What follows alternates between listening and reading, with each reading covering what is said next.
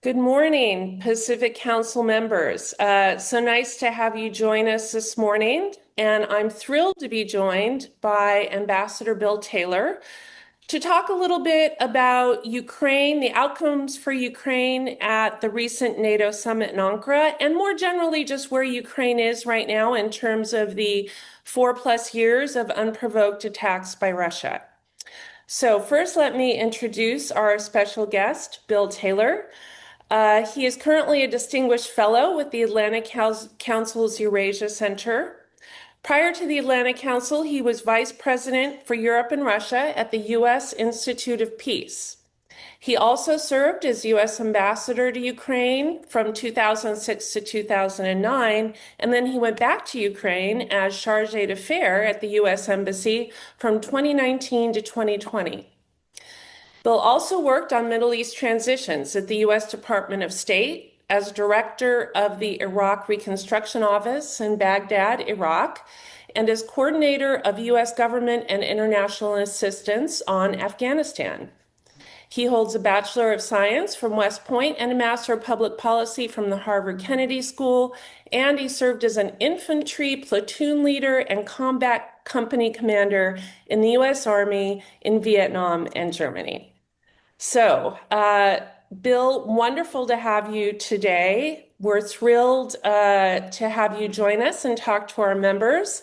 And what I'd like to do, first of all, is just remind folks that they can ask questions in the Q&A function at the bottom of the screen. Please do. We're going to do questions at the end, but we're going to kick off by asking Bill a few questions.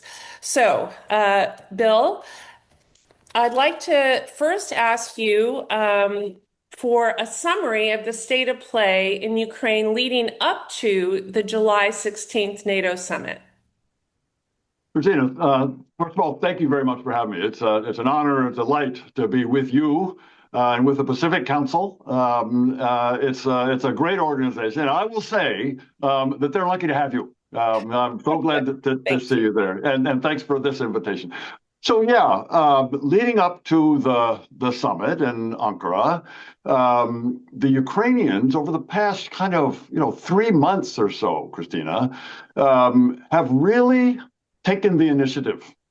They've been working on this before, but during this time, and that happens to be the time when a lot of the world's attention, and certainly the administration here in Washington, D.C.'s attention, was focused on Iran, was focused somewhere else. And so while this administration, the Trump administration, was not looking, the Ukrainians took the initiative and were seen, were perceived, not just in Ukraine, but also in Russia, as well as in Europe and the rest of the world, to be taking the initiative. And how did they do this? Well, they, as Kristina, as you know very well, have been working on how to fight this war. And they have come up with a very effective war plan, which is bearing fruit. And we all talk about drones, and drones are a big part of it, but that's only part of it. It's really a whole approach. It's a whole system. It's a whole network. It's a range of capabilities that all focus on winning this war. And that's what they're starting to do. Just to focus on the drone, just for a minute, Kristina, and I'll just go this. There's 3 levels that the Ukrainians are using. They're fighting the Russian soldiers on the front line. It's not really a front line, of course. It's a zone. It's 20 or 30 kilometer zone where anything that moves, any soldier that's identified gets killed by a first-person view drone. These little quadricopters and other drones. So that's the near fight. The long-term fight, the long-range fight, is again what the Ukrainians are doing with their own weapons. They've got some American weapons and they got some French and British long-range weapons, but the real damage that the Ukrainians are doing to military targets deep in Russia are homegrown, and so they're going at, and they are cutting off 2 things. One is revenues coming into the Russian government from the sale of oil. So the Ukrainians are going after oil facilities, ports, tankers, all of these kind of things. But they are also going after military industrial facilities. That is, the places, the manufacturing places, the factories that are making these missiles, these ballistic missiles that the Russians are firing at civilian targets in Ukraine. So that's the long range. And then there's the middle range, which is kind of the most recent addition to their arsenal, which is one of the big things you can see most obviously is how they're cutting off Crimea. They are just cutting the supplies going into Crimea, the Ukrainian peninsula that the Russians illegally occupied back in 2014. And the Ukrainians are cutting off the supplies, the food, the fuel, the ammunition that goes into Crimea, which is also the source of supplies for the Russian army in the southern part of Ukraine proper. So there's a long answer to your question, but the main point is the Ukrainians have taken initiative and have the Russians on their back foot, and many people are arguing, and I make the same case, they're winning. Great. Well, thanks, Bill. That was a great setup to know the state of play going into the NATO summit. So now that we know that, what were the Ukrainians' goals going into the summit in Ankara? So the Ukrainians wanted to consolidate support. You know, the Ukrainians would love to be a member of NATO. They would love. They started off. You mentioned that I was in Ukraine earlier, and I was in Ukraine when the Ukrainians first applied to join NATO, the Membership Action Plan in 2008, and of course the United States supported it at that time. We don't today, but we'll come back to that. I am sure we'll get there. We'll get back. But the Germans and the French disagreed, and so it didn't happen. But the Ukrainians would love to be in NATO, and because of what I said at the beginning, that is because the Ukrainians are now taking the initiative and showing to be superior in some real sense to the Russians and able to defend themselves and Europe from Russia. That's what NATO's for. So the Ukrainians can make a real contribution to NATO, and there are a lot of NATO members, unfortunately not yet including the United States, a lot of NATO members who would want to have Ukraine in there for that exact reason. So one of the issues going into the summit in Ankara was to establish the value of Ukraine to NATO, and they certainly did this. The other thing was to get a reaffirmation of various kinds of support from actual NATO members, current NATO members, for Ukraine, and they couldn't always count on that. The Americans are hard to predict sometimes going into these summits. But this time, I'm sure we'll come to this, but this time they were successful on that. So going in, the Ukrainians really did want to have a statement of support, clear support, not only for message for them, which is important for them, but also a message for Putin. Because this war is going to end when Putin realizes he can't win. And if NATO is united in support of Ukraine, including the Americans, then Putin has to rethink. Right. I would say it's probably fair to characterize a little bit of nervousness by Ukraine and the allies going into this summit, because I think they weren't quite sure what to expect, including from us.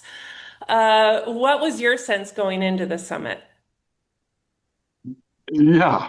So as we have seen, U.S. policy, the Trump administration policy toward Ukraine has been up and down.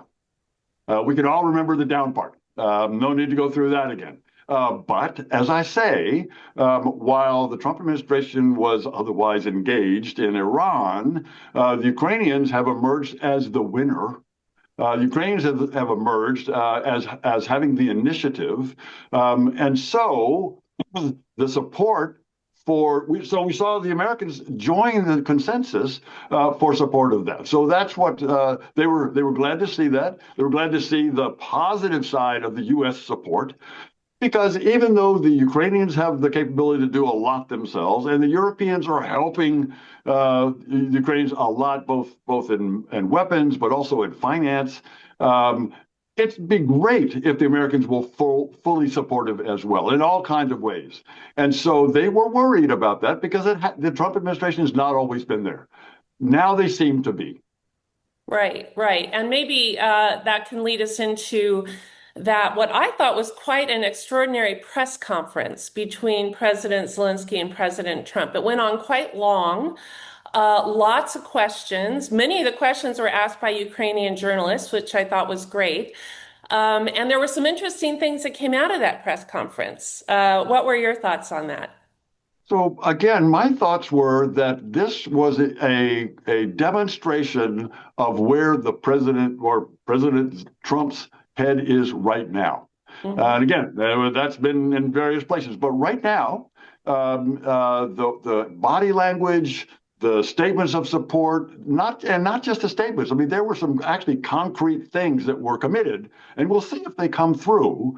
But there were some concrete support statements that leading to real outcomes that President Trump made. I'm talking, of course, about giving the licenses to Ukraine to manufacture themselves. The Ukrainians can use these licenses to manufacture what they need the most, which is the ability to shoot down Russian ballistic missiles as they rain down on civilian targets. And now they can't do that.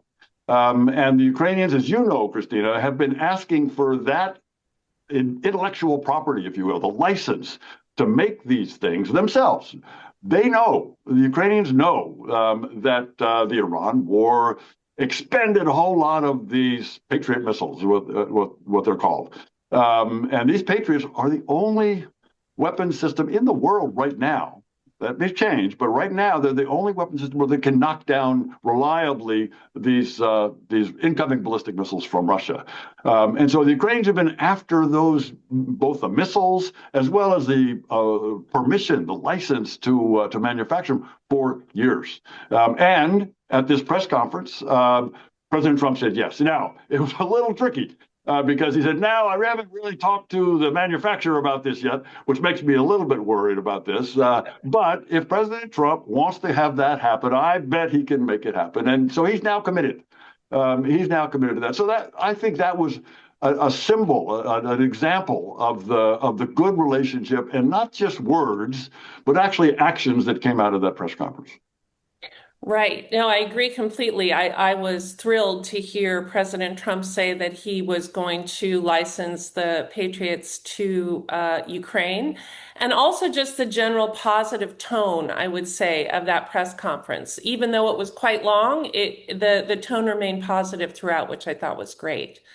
It really did, and Trump used like genius and great fighters and all of this kind of thing. Right. But Christina, let me just ask you. So you've given something. What was your sense of that press conference overall? What stood out to you? Well, it stood out, first of all, that the tone of President Trump vis-a-vis Zelensky was really positive throughout. I didn't sense any irritation. I didn't sense disagreement. I felt like the two of them had clearly had a very good conversation, and they saw things quite eye to eye, which was terrific. And even though the president did some criticism during that press conference of other countries or other issues like Iran, really for Ukraine, it was uniformly positive, which I think was great. Also, I was thrilled to hear about the Patriots. Honestly, I didn't know that was going to come out of this. It was a surprise to me, so it was a very pleasant Apparently, surprise. it was a surprise to a lot of people. I think it was a surprise to a lot of people in the U.S. government. Right. Or even the company that makes Patriots. So Including the company clearly that. they hadn't been pre-discussed, but an amazing announcement and a great thing going forward. I would note the one thing though that didn't really come up is NATO membership, at least not in a forum that I heard. Did you hear anything that sort of suggested that maybe that was a discussion point that made any progress? I didn't, nothing out loud, nothing in public. Again, it is well known, Ukraine's ambition, Ukraine's goal, really a goal. It's in their constitution, as you know, to become a member not just of the EU, but also of NATO. So that it's been a long-term goal of the Ukrainians. And so I am sure that in conversations, in Ankara, this came up. And as I said, also, there are a good number, probably more than probably a solid majority of NATO members, current NATO members, who would support that goal, who would support having Ukraine in there, again, for the reason that they have the army, the capability, the determination, the experience to stop the Russians. And that's what NATO's meant to do. So I'm sure there were conversations. I mentioned earlier that the United States has supported that in the past. They may support it again. I think it's okay, actually, that we didn't hear anything about it in public, because if we heard something in public, it might have been negative. So no news, I think, is good news on that front.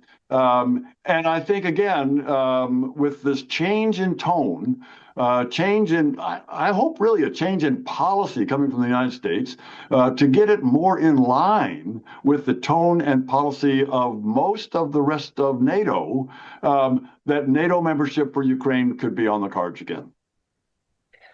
Right. Yeah, I agree with you completely that better not to have that conversation than have that conversation and have it not turn out well. And there were so many positives that came out of this summit for Ukraine that I think the fact that that wasn't something that was discussed or reaffirmed still ended up with a very positive outcome for them. Very positive. I totally agree. Yeah. So right after the NATO summit, moving on a little bit because it's been over a week now, there was a Coalition of the Willing meeting in Paris.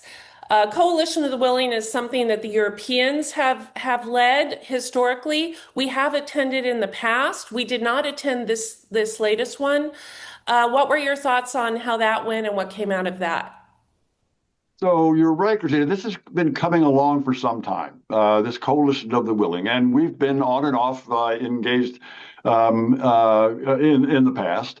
My first recognition, understanding, observation of this Coalition of the Willing was what, a year and a half ago, maybe, when the Brits and the French started to talk about assembling a coalition of both NATO members and non-NATO members that would be prepared to put forces on the ground in Ukraine following a ceasefire in order to deter the Russians from violating that ceasefire or invading again. So there was a lot of talk about Coalition of the Willing, and indeed, the Europeans came to Washington, notably right after that ill-advised summit in Alaska. The Europeans came, and one of the things that came out of that discussion with the Europeans and Ukrainians, Zelensky was there as well, was a commitment by the Americans, by Donald Trump, to supply air support, air power, put U.S. air power behind this Coalition of the Willing. The ground forces and the organization, the forward deployment that we're talking about from that year and a half ago Coalition of the Willing would be the Europeans, led again by the French and the Brits. But Donald Trump said he was ready to support it with air power. So that was a good start. And I know for a fact that there have been some serious military planning done in order to make that more than just an idea, more than just a concept. I mean, in order to make it real, and by real it means to, again, send a message to Putin that the Europeans are serious with backup from the Americans about not letting them invade again. That it's important to have that kind of training, planning, even the NATO machinery, planning machinery. That's what NATO does, because as you well know, NATO plans, and the planning has been effective. It's been a deterrent since it was formed. So that was the origin. Now it also came up. This Coalition of the Willing also came up, and I think this was also discussed after the Ankara summit in the context of the Iran war. And the Coalition of the Willing, again, the Brits and the French, I think, were the leaders, saying once there is a ceasefire, once the shooting stops in the Strait of Hormuz, then the Europeans, and the Coalition of the Willing, which, by the way, is more than just Europeans. I mean, it's Europeans, it's NATO members, non-NATO, European non-NATO members, but also, the Japanese and the South Koreans and, New Zealanders. There's a lot of support for this idea. And the conversation after the Ankara summit focused on what could be done by this coalition of the willing, naval assets to help police the Strait of Hormuz, to maybe demine. There's some demining capabilities that this coalition of the willing could bring to bear. And this is actually an interesting notion. I'm glad you raised this, coalition of the willing. I think going forward, the European security structure, architecture, we used to call it,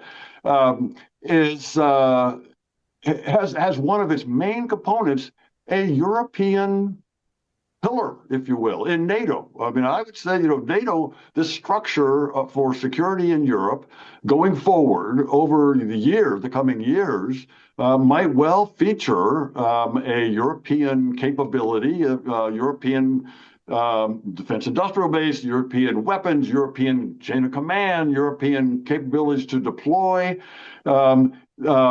together with, alongside of, an American pillar. And we know what the American pillar is. That includes the nuclear support, nuclear deterrent support, but it also has a lot of these other pieces. But those two pillars could reinforce.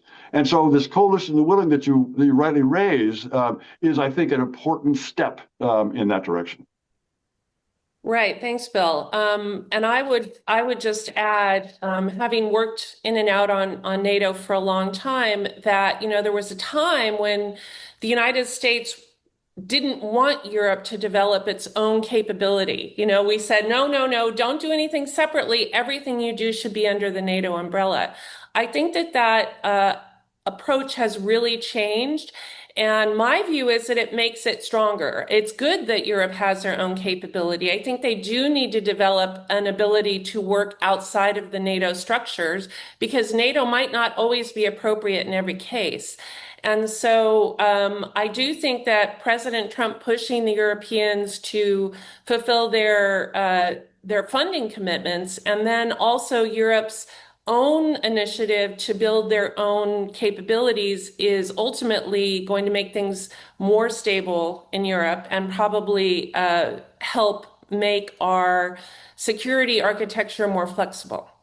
I think you're exactly right. You're exactly right. So earlier in my career, in the mid to late 80s, I was stationed at NATO, U.S. mission to NATO, and you're exactly right. At that time, there was some talk about a European pillar. Actually, they used the term European pillar at that time. And you're exactly right. The Americans were not having it. They were not interested. They were worried about this. No longer. No, that is something that we've come around to. And I think that's, as you say, a very good thing that we've come around to. And we've prompted this, two events prompted this real interest on the part of the Europeans. One, of course, was the Russian invasion of Ukraine. If there was any doubt among any European that the Russians were the big threat to their existence, to their security, that invasion in 2014 and then again in 2022 eliminated that. So the Europeans were clear-eyed about the threat from Russia. That's number one. So that invasion was the first thing. But the second thing that made them take some serious steps that you just talked about in terms of their defense budgets, the second thing that Europeans saw was when Donald Trump started talking about Greenland. A total mistake. A total mistake. No need for that. That's not the topic of today, but we can talk about that. But that talk about Greenland shook the Europeans. And they said, number one, Russia is the problem. Number two, we thought the Americans were part of the solution, or were the solution. It turns out, after the Greenland thing, that they couldn't count on us, that they were worried about us. And so that combination made them say, okay, we need to do it ourselves. Now, we're going to try to cooperate with and work beside and have this NATO structure as long as we can with the Americans involved, but we can't count on them. We can't count on them forever. So we need to start putting together our European pillar. So I think they're on this dual track, the Europeans. On the one hand, try to keep this overall structure together. But number two, their plan B is develop their own capabilities so that if it turns out they need it, it will be there. Right. And I'll just say, Bill, since I was in Kyiv in February 2022, Yes. that the Europeans, to the day that the Russians invaded Ukraine in 2022, we're not even talking 2014, the Europeans didn't believe that Russia was really a threat and was really going to do something larger in Ukraine. And so I think the shock of that, and perhaps, as you say, also the added concern about Greenland has really pushed them to go ahead and develop their own capability. As I said, I think that ultimately that's better in the long run. That they have that. Of course, they should continue to work under the NATO architecture, but also have their own capabilities to allow more flexibility. Absolutely agree. Absolutely agree. And that's a more realistic one. Right. It's better for the Europeans. It's better for the American. No, it turns out. I don't know if we designed it this way or what. We probably didn't. But nonetheless, we're going in the right direction, I think. Right. One question that's a bit of a side question, but I think it's important in this case. The NATO summit was held in Ankara, and the host was President Erdogan. President Erdogan has been playing a very interesting and in some ways pivotal role, both in the Ukraine-Russia war, but also on Iran. Do you think that the fact that Erdogan was the host had some impact on the outcomes of the summit? I think so. I certainly think so. For one thing, President Trump even said he might not have even shown up had Erdogan not been the host. Trump admires Erdogan for, I don't know, strongman, whatever. Right. And so he had that admiration for him. But also Erdogan was looking for things from President Trump. He wanted these F-35 fighter jets, but President Trump and the American policy had been clear that as long as Erdogan, have these anti-aircraft systems from Russia, that we weren't going to sell our most advanced fighter jets to a country that has the Russian technology. And so that was another of the big things that came out of the summit was the hint from, not the conclusion, not a decision from President Trump, but the inclination on the part of President Trump to allow these F-35s once they fix this problem of the S-400, the Russian air defense facilities. So that was a good thing, and I think in general, Erdogan used the summit to kind of highlight, look, we can talk to the Russians, we can talk to you, we can talk, we're a NATO member, but we also have a foreign policy that allows us to do a lot of different things. Kristina, you remember while you were there, at the beginning of the big war of 2022, that the Turks played a big role in some of these conversations between the Ukrainians and Russians. So yeah, they've had a significant role. Right, right. So maybe just a concluding question, which is now with the NATO summit behind us, the coalition of the willing behind us, and Ukraine continuing to attack these various vessels in the Sea of Azov and the Black Sea. Even today, I saw that there were more that they had attacked on the Black Sea. Where do you think Ukraine is going? What do you think is the next step? I think they've got momentum. And I think they are going to build on that momentum. President Zelensky recently, we've all had this number of 7 million drones being manufactured a year. Well, I think yesterday he said, nope, 10 million. 10 million drones. That's incredible. And you've visited these, I've visited these, we've all visited these little manufacturing, some big manufacturing facilities in Ukraine. I've in the basement of an apartment building, the third level down in the parking basement, is this little drone manufacturing and a little workshop kind of a thing where they put together these drones. as well as these great, big, enormous, mass-produced drones that drone facilities that are coming on. So I think that will continue. And again, going from 7 to 10 million a year, that's incredible. That is just an amazing explosion of capability. And as you say, they're using that to, again, cut off the flow of oil, cut off the supplies into Crimea, cut off the funds that Putin needs to prosecute this war, and so that can I think it's not impossible, Kristina. I think it's not impossible that Putin could see the light, or maybe people around him, around Putin, would see the light that this is a loser, that this is not going anywhere. We need to cut our losses. We go for a ceasefire in place. Drop these crazy demands that the Ukrainians give up territory that the Russians haven't even taken, and try to get out of it. That could happen. That year, it could happen this year. I think the momentum is there with the Ukrainians. I think they will continue to do that.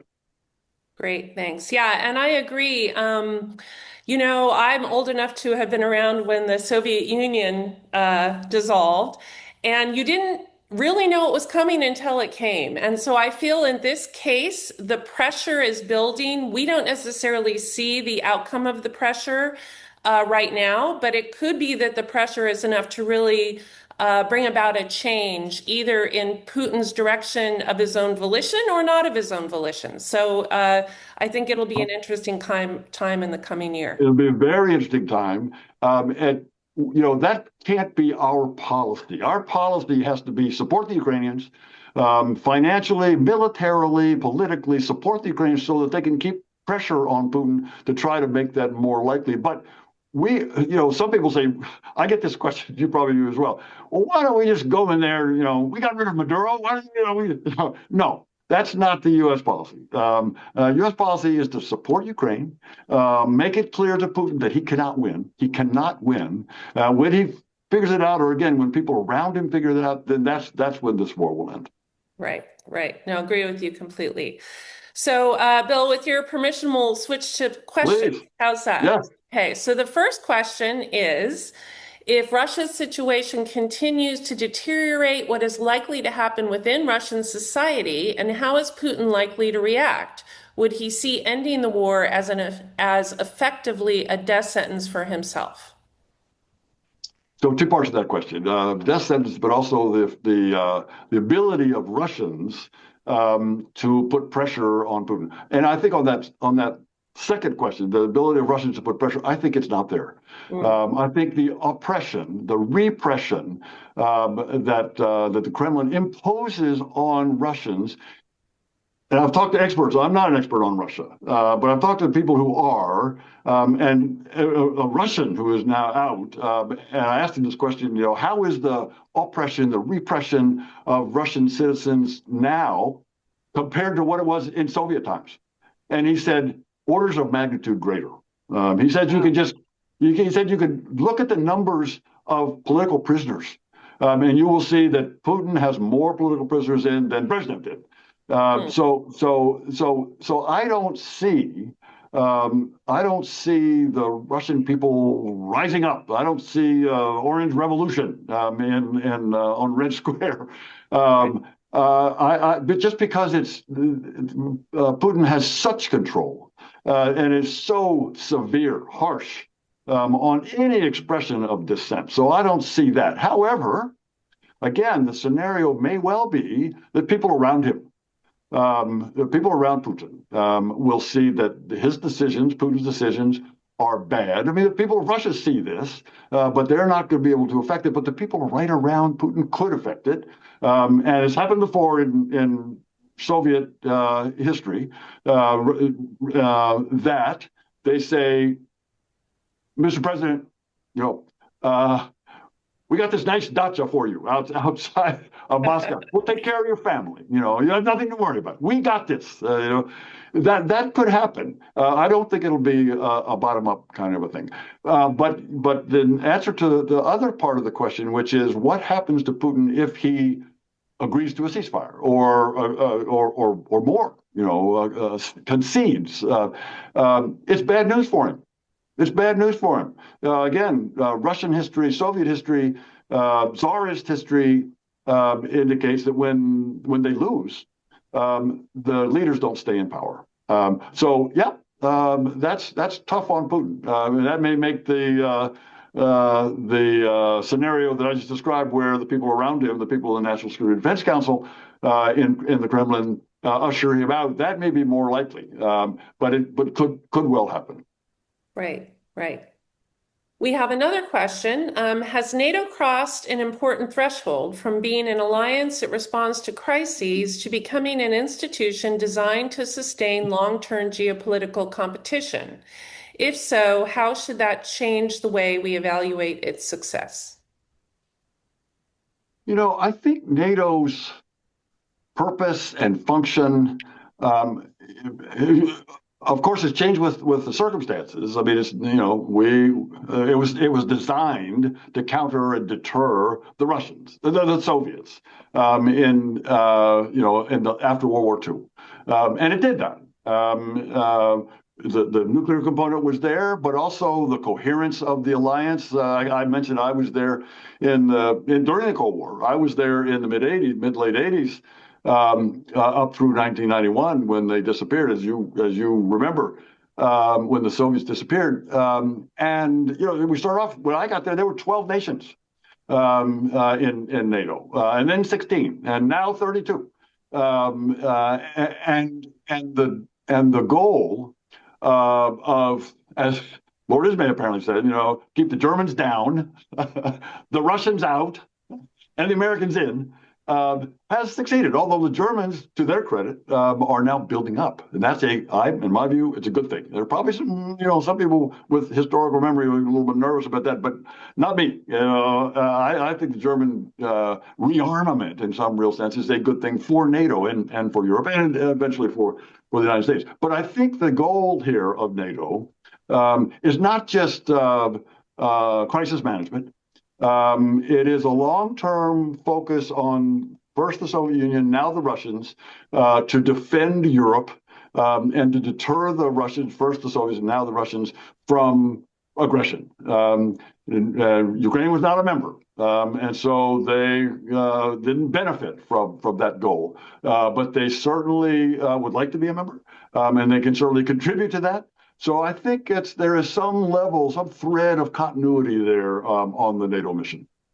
Mm-hmm. Yeah. And, there was a period of time, I would say in the late 90s, maybe the very early 2000s, where people were arguing, and I was in Brussels at the time at the EU mission, people were arguing that NATO was obsolete, that we didn't really need it anymore. And I think it has been shown in the last certainly half decade, if not decade, that we definitely still need it, and that it's more important than ever.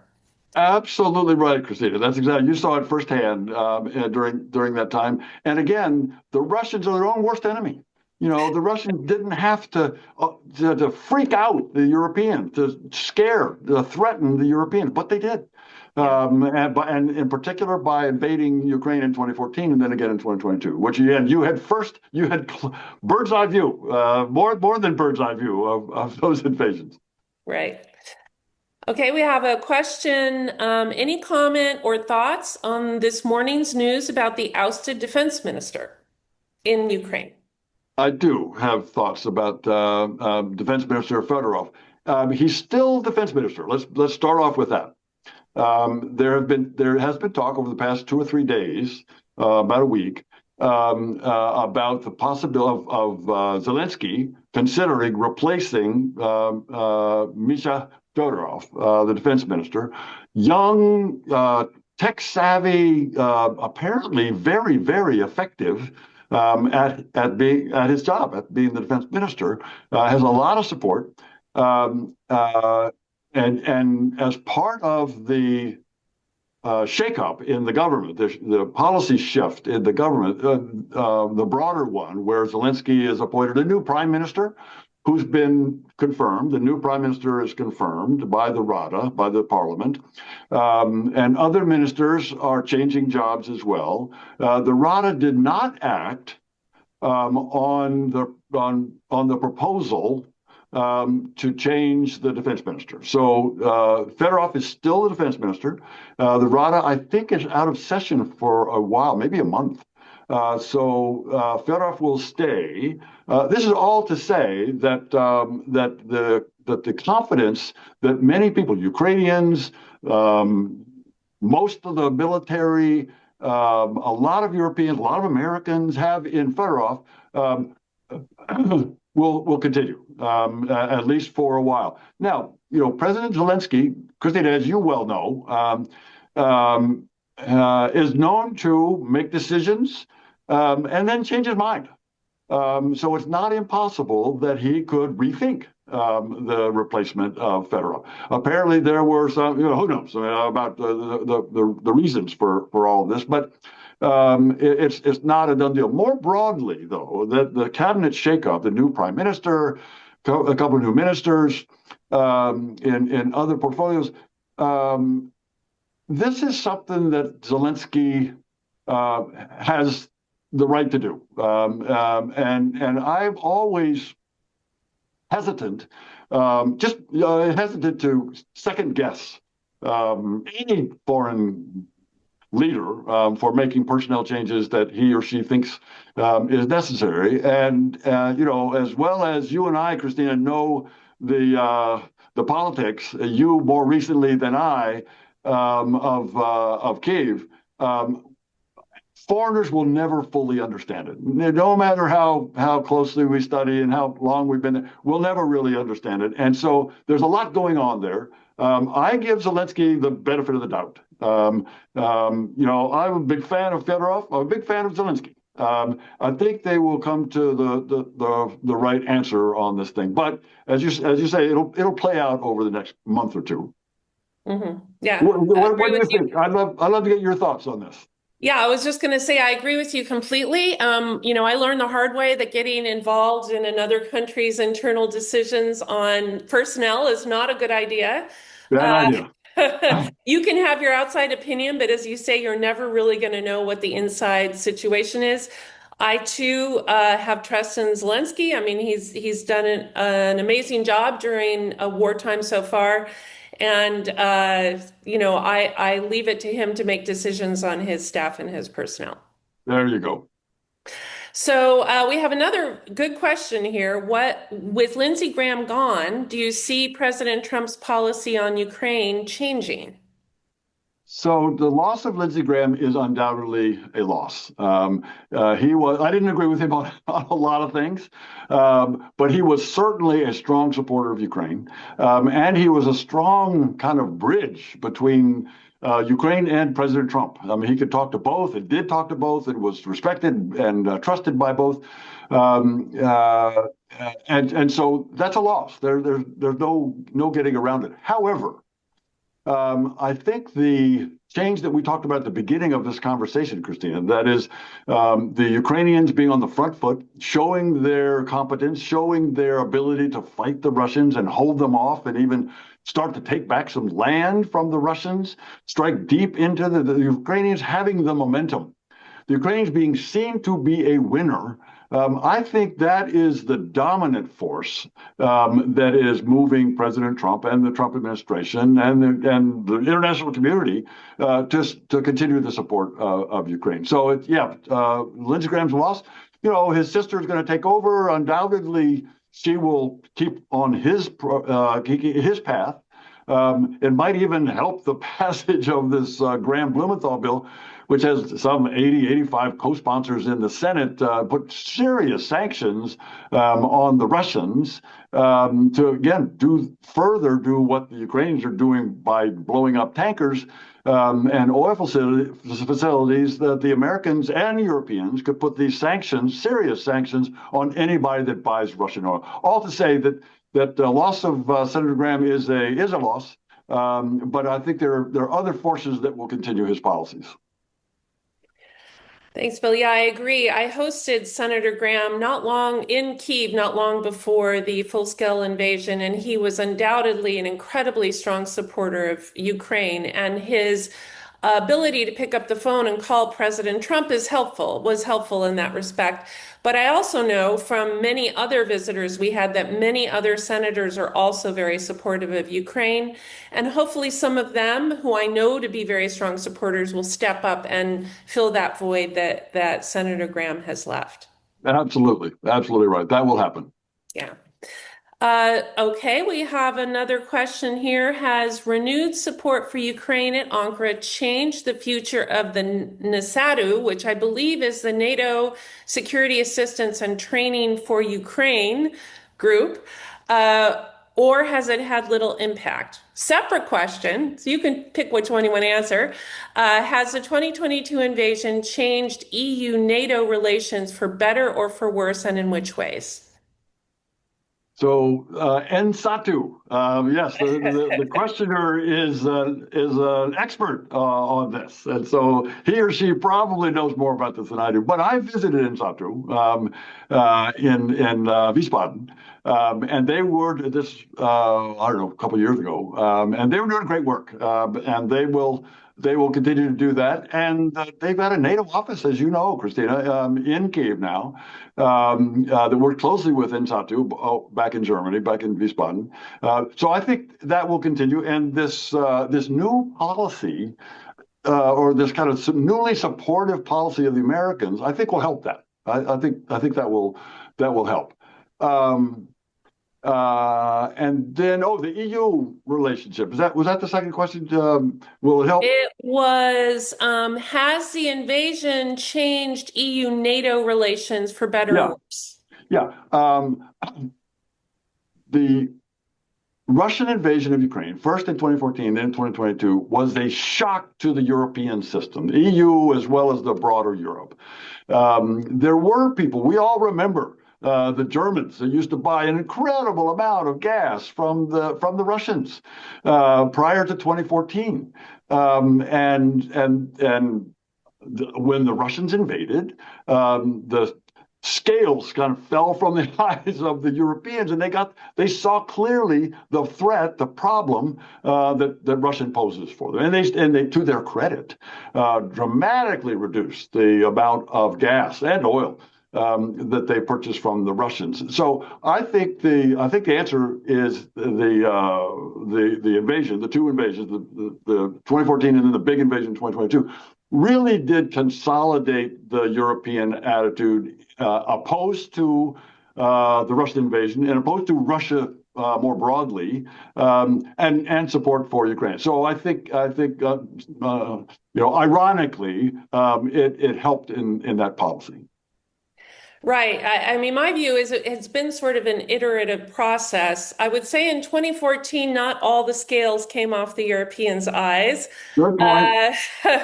There were still some left there. And many of the key European allies did not believe that Russia was going to go into Ukraine until they were literally crossing the border of Ukraine. But I do commend the way that since then, since the scales all fell, they have really stepped up. And I think it's important they do, because it is their continent that needs to be defended. And so I would say certainly in the last couple of years that Europe has really stepped up an incredible amount and now is really a leading force in terms of helping support Ukraine in this. Totally agree. I would say the leading force in support. Sadly, the U.S. support, measured in dollars, is really dropped dramatically. But the Europeans have stepped up. I totally agree. All right, this will be the final question, and we can do it quickly to wrap up.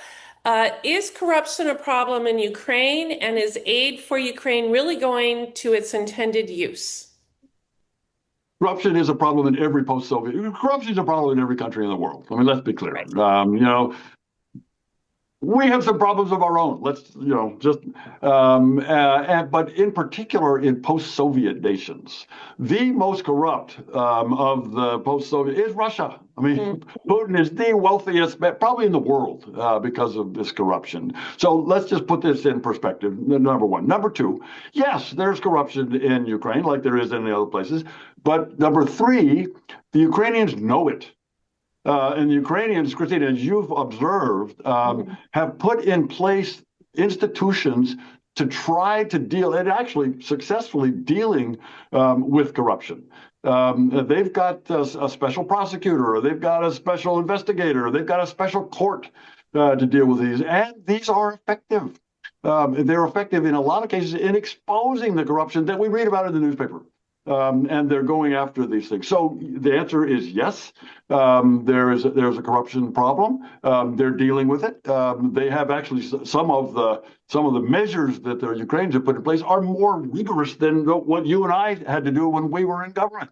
We had to declare every year what we owned and what our spouses owned and all that kind of thing.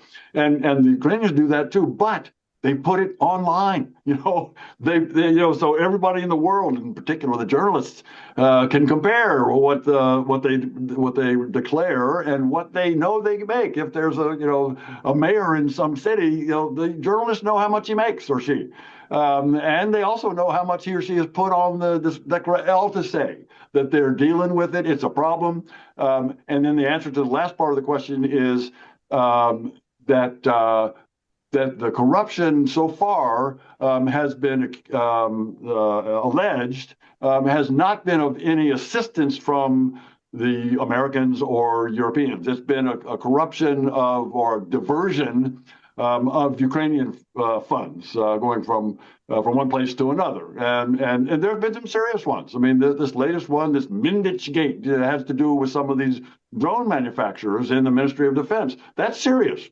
But those are Ukrainian funds. So all to say, yes, it's a problem. They're dealing with it, and it's by and large Ukrainian funds. Right, I agree completely. When I was there during the beginning part of the war, we had lots of people working very closely with the Ukrainians to make sure that the assistance we provided went where it was intended to go. And during my time there, we did not see any real diversion of that or corruption involved in our assistance channels. That's not to say there's no corruption anywhere in Ukraine, but our assistance channels, and I know that those oversights have only gotten stronger since I was there. So I would agree with you completely that the corruption that is there tends to be local, not impacting our assistance. Well, Bill, thank you so much for joining us today. This has been a great conversation, great to catch up with you. And I think this is something that we'll continue to look at in coming weeks and months. But the good news is it does seem that Ukraine really is having some impact and progress. And I hope we can come back maybe in a few months with another positive update. Kristina, I would love to join you anytime. Congratulations on your role there. It's a great job on the Pacific Council, and I'd love to join you in the future. Thanks, Bill. Take care. Okay, you too. Day.